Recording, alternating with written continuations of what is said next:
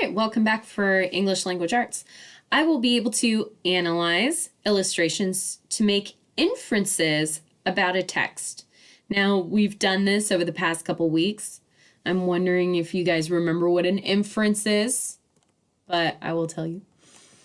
So, for the past couple of weeks, you practiced strategies to read texts about communities. You discussed how illustrations affect the reader's understanding of the text. You also made inferences about the text that you read in both weeks. This week, you will use those strategies as well as other strategies to help you read longer texts. Before we read, I want you to reflect on those strategies. Now, inferences are like a really good guess. For instance, you could infer that my dogs are in the room because you can hear them barking. Something like that, right? My dogs aren't actually barking, but they are in the room. They're on the bed over there. But it's a good guess based on information that you know or see, kind of like clues. It's almost like you're a detective, and when you're a detective and you're looking for all these clues, what is your best guess? And that is your inference. Okay. So, how do you make inferences about characters in a story? How do you make those guesses? Okay. And I want you to tell me right here. How do photographs and illustrations in texts help you understand the text? So now you're thinking about, I've looked at photos throughout all of these readings about communities. How did they help me understand the text? And you're going to put your answer in this box right here. You could go ahead and pause and do this in 5, 4, 3, 2, 1. All right, so Communities Then and Now on page 22, Sarah and the Chickens, is what you're going to be reading. Don't start reading yet. Take a look at the illustrations. What predictions can you make based on the illustrations? And you're going to put what your prediction is. Okay, what do you think this story is going to be about? What's going to happen in this story based on the pictures? Okay, so you're going to have to read it. And what you could do is pause right now and go ahead, look at Communities Then and Now, page 22, and make your prediction in 5, 4, 3, 2, 1. All right, so now that you've made your prediction, you're going to read paragraphs 1 through 22 to find out how Sarah adjusts to her new farming community. You're going to annotate by underlining the key details. Remember that there's a little pen on the sidebar as your tools that you could use to annotate. Here's your key details in summary. So there might be more than just 4 key details in 22 paragraphs. There might be more than 4, all right? And you can go ahead and clump them together. If, for instance, there's key details in paragraphs 1 and 3, and you wanted to put them all right here. 4 through 6, 6 through 12, 12 through 22, something like that. It doesn't matter to me as long as you have the key details that you think are the most important. And then a summary. You can use somebody wanted but so then for this text. Okay. Moving on. Now that you guys have read about all these different communities, I am so excited for your guys' essay. And what your essay is a research. So this is very similar to when we did our animal adaptations project, or our animal research project. But this time you guys are going to be researching a city, okay? So we're still going to follow a lot of our informational writing chart. However, we got to pick our cities first. So let's work on one thing at a time. So take a look at your city options. Place the circle, and the circle is actually underneath right here. Okay. Place a circle over the city that you would like to do research on. So we have Las Vegas, Nevada, Detroit, Michigan, Omaha, Nebraska, Dallas, Texas, New York City, New York, New Orleans, Louisiana, San Antonio, Texas, Atlanta, Georgia, Portland, Oregon, Los Angeles, California, Minneapolis, Minnesota, Louisville, Kentucky, Boston, Massachusetts, Phoenix, Arizona, Seattle, Washington. And so the way that these are is this is the city, Seattle, and this is the state, Washington. Orlando, Florida, St. Louis, Missouri. Actually, that should be MI. I'll fix it later. San Francisco, California, Salt Lake City, Utah, Keystone, South Dakota, Sacramento, California, Denver, Colorado, Plymouth, Vermont, Pittsburgh, Pennsylvania, Chicago, Illinois, Charlotte, North Carolina, Cleveland, Ohio, and Nashville, Tennessee. So all of these cities have a really cool history. And as you see, there are 3 that are in California that you could choose from if you want to stick to a city in California. So place the circle around the city that of your choice, okay, before moving on to the next slide. So I'll give you guys 5 seconds. 5, 4, 3, 2, 1. Okay. So for your introduction, usually we would say, okay, we're going to ask a question, state an interesting fact, and do a topic sentence of what this is going to be about. However, since we have so much information that we're going to be going over in our essay, we're actually not really doing this so much. You guys are going to be working on answering these questions. Okay. So you're going to answer the questions and then you're going to write them in full sentences. Introduction is going to be information about your city or community. Okay. What state is the city in?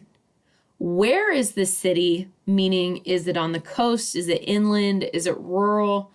What is the population? Does the city have a city motto or a logo? That one's pretty fun and interesting. Motto or logo. I love it. So here are some resources for you. You guys have Google Earth, which is amazing. It's one of my favorite places to go for finding out information about cities. And then you also have Britannica, which is a huge list, and it will have information on any of these cities. So let me show you how Google Earth works. You click on the link and it's going to open it up to Google Earth. It takes a minute to load because it's a lot of information. That's so pretty.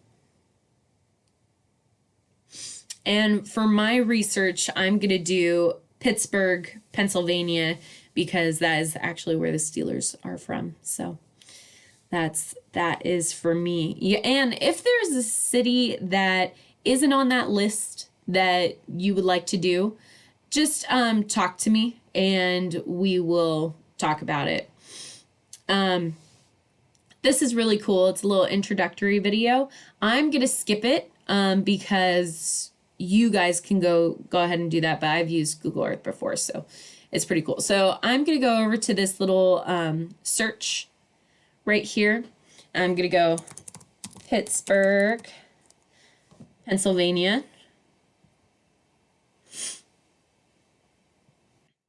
Whee!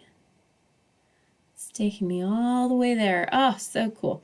Now, when I get here, this is the map, and it doesn't look like I'm close to an ocean. So I would say that this is inland. And now I'm going to click on this information over here because it's going to give me more information about it. It's going to make it bigger. All right. So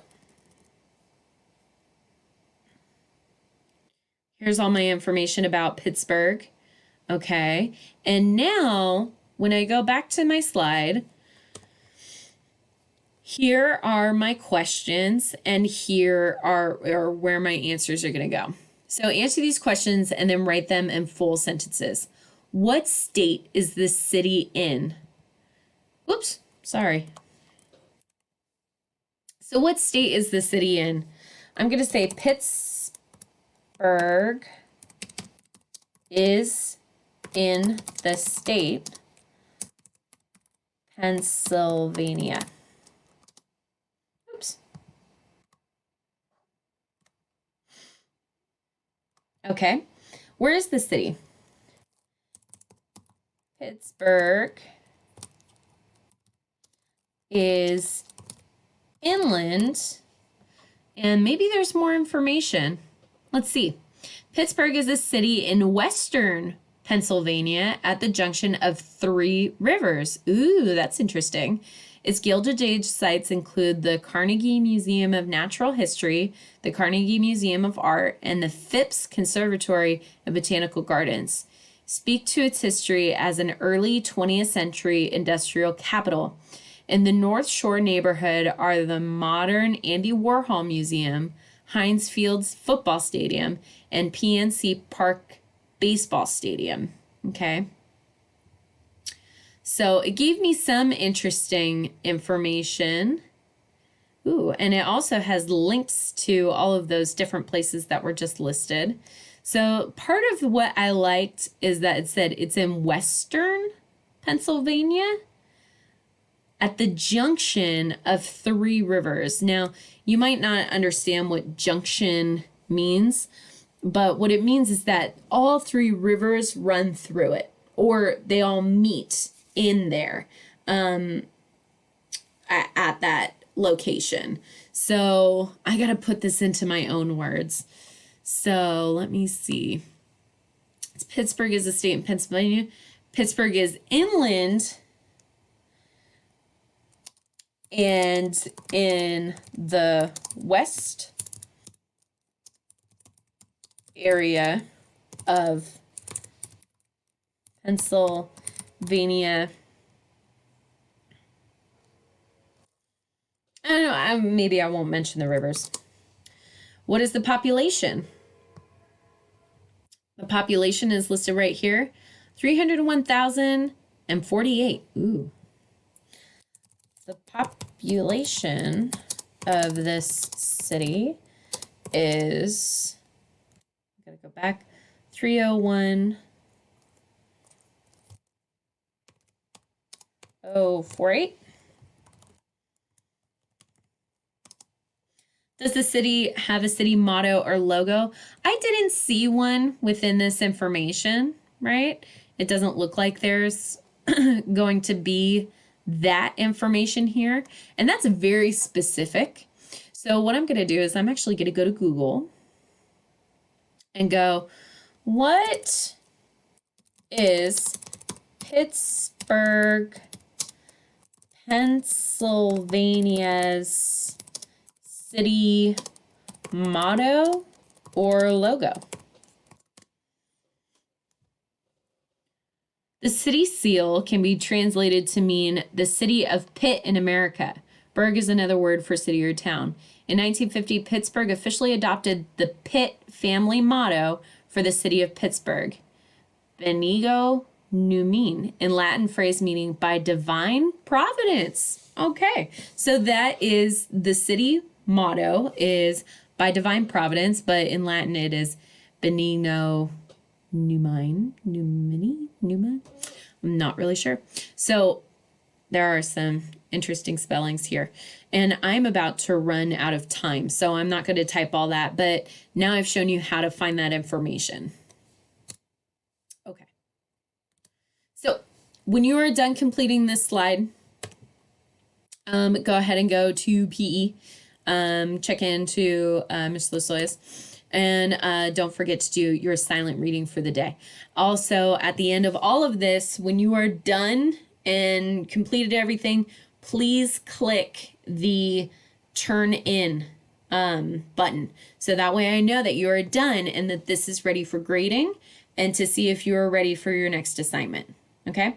Have a wonderful day, and I will see you later.